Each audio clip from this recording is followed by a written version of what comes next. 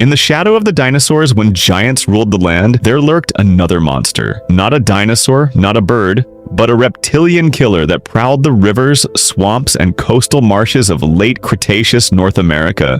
This was Deinosuchus. For millions of years, it was the undisputed king of freshwater ecosystems, a predator capable of hunting not only fish and turtles, but also massive dinosaurs who dared to wander too close to the water's edge. Imagine a crocodile so large it could grow up to 33 feet long, larger than most great white sharks, and weighing as much as 8 to 10 tons. This wasn't just a crocodile, this was an apex predator that lived alongside Tyrannosaurus, Albertosaurus, and massive herbivores like hadrosaurs. And in its watery domain, even these dinosaurs were not safe. In this video, we will explore the fascinating history of Deinosuchus, its discovery, biology, lifestyle, and ultimate extinction. The story of Deinosuchus does not begin with a complete skeleton, or even with a clear idea of what it was. Like so many prehistoric giants, it began with fragments, mysterious pieces of bone and teeth that puzzled the scientists who first saw them. The first signs appeared in the mid-1800s, when fossil hunters in the United States stumbled upon enormous teeth and pieces of jawbone in places like North Carolina. At the time, the study of paleontology was still young. Dinosaurs were only just being recognized as a group of animals, so when these strange fossils were uncovered, many believed they belonged to some kind of dinosaur. After all, what else could grow teeth so big? But as more fossils were collected, the picture started to shift. The teeth were thick and rounded, not sharp and blade-like. They were not the kind of teeth meant for slicing flesh, but for crushing. Slowly, some scientists began to suspect that these were not dinosaur teeth at all, but belonged to a giant crocodilian. In the early 20th century, paleontologists like William J. Holland and David Dunkel studied these fossils more closely. They compared them with the jaws of modern crocodiles and alligators, and the similarities were undeniable. This was not a dinosaur. This was something different, a reptile that lived in the water related to crocodiles, but on a scale no one had imagined before. By the 1940s, the animal finally received its name, Deinosuchus, meaning terrible crocodile. The name captured exactly what the fossils suggested, an ancient reptile of monstrous size capable of ruling the rivers and swamps of its world. Over the years, more fossils were found across North America. In Texas, Montana, and New Jersey, pieces of enormous skulls were uncovered. In Mexico, more remains were added to the growing collection. With each discovery, scientists realized something important. Deinosuchus had not lived in just one place. It had thrived across a huge range from the east coast of North America all the way to the west, and even into the southern regions near Mexico. The most striking fossils came from its skull. Some skulls stretched nearly 6 feet long with thick, deep jaws and enormous sockets for teeth. These bones revealed a predator with a bite far stronger than any modern crocodile. To imagine such a skull attached to a body stretching over 30 feet long was enough to confirm that this animal was a true giant of its age. Deinosuchus belonged to a group called Alligatoroidea, making it a distant relative of today's alligators. Despite its name, terrible crocodile, it was technically closer to alligators than to true crocodiles. But what made Deinosuchus extraordinary was not its family ties, it was its sheer size and power. Estimates suggest that Deinosuchus could reach lengths of 26 to 33 feet or 8 to 10 meters, with the largest individuals possibly even longer. Its weight could top 8 to 10 tons, making it one of the heaviest crocodilian-like reptiles ever to exist. To put that in perspective, the largest modern crocodiles rarely exceed 1 ton. Its skull alone was a marvel of evolution. Deinosuchus had thick, conical teeth, designed to crush bone. Fossil evidence shows that these teeth could break the shells of turtles and the bones of dinosaurs. Paleontologists believe its bite force may have exceeded 18,000 newtons. That's enough to crush almost anything that crossed its path. The body of Deinosuchus was built for power rather than speed. Its massive tail, long and muscular, allowed it to move through water with explosive force, helping it ambush prey from below. Deinosuchus also had adaptations that made it an effective predator in aquatic environments. Its eyes and nostrils were positioned on the top of its head, allowing it to stay almost completely submerged while observing its surroundings. Its strong jaws could snap shut with incredible force in milliseconds, making escape nearly impossible for any prey. And its overall body shape allowed it to move silently through the water, a hidden giant waiting for the perfect moment to strike.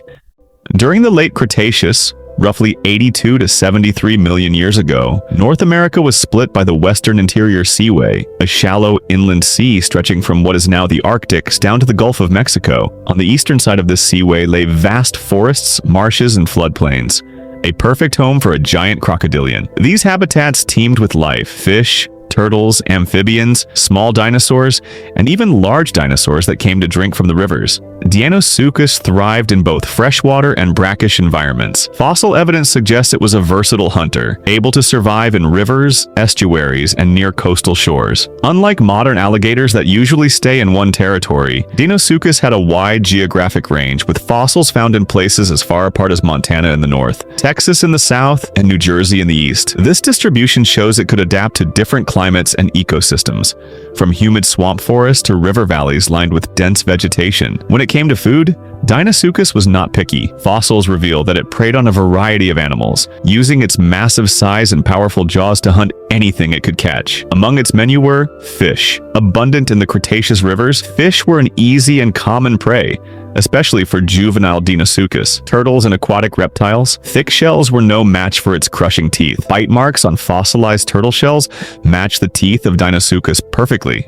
Dinosaurs. Some fossils show bite marks on the bones of hadrosaurs and other large herbivorous dinosaurs, suggesting that adults may have occasionally ambushed dinosaurs that came too close to the water. Unlike many predators that chase prey over land, Deinosuchus relied on patience and stealth. It was an ambush predator. Almost invisible beneath the water, it would wait for the perfect moment to strike. Its eyes and nostrils sat atop its head, allowing it to watch the surroundings while keeping almost its entire body hidden. Then, with a sudden burst of speed, it could lunge, clamp its jaws on a victim, and drag it underwater where escape was nearly impossible. Deinosuchus may have hunted both alone and opportunistically. In its aquatic territory, a single adult could dominate a stretch of river or swamp. Its size alone made it difficult for other predators to challenge it. However, younger or smaller Deinosuchus may have faced competition from other crocodilians or predatory dinosaurs, forcing them to hunt smaller prey until they grew large enough to compete. Its hunting style was aided by its physical adaptations. The muscular tail acted like a propeller, allowing it to move quickly through the water in short bursts. Its strong, armored body could withstand struggles with large prey, and its blunt, crushing teeth made it easy to handle tough targets like turtles, bones, and even armored dinosaurs. Its role in the ecosystem was similar to that of modern crocodilians, but on a far larger scale. By hunting fish, turtles, and even dinosaurs, Deinosuchus helped control populations of prey animals, keeping the ecosystem balanced. And because it was so powerful, adult Deinosuchus had almost no natural predators. Even the largest theropods likely avoided direct confrontations unless they were desperate or attacking juveniles. For millions of years, Deinosuchus reigned as the ultimate predator of rivers, swamps, and coastal marshes. Its massive size, crushing bite, and patient hunting strategy made it nearly unstoppable. Yet, like so many giants of the prehistoric world, Deinosuchus did not last forever. By around 73 million years ago, during the late Cretaceous, the world began to change. North America, once divided by the western interior seaway, started to experience dramatic environmental shifts.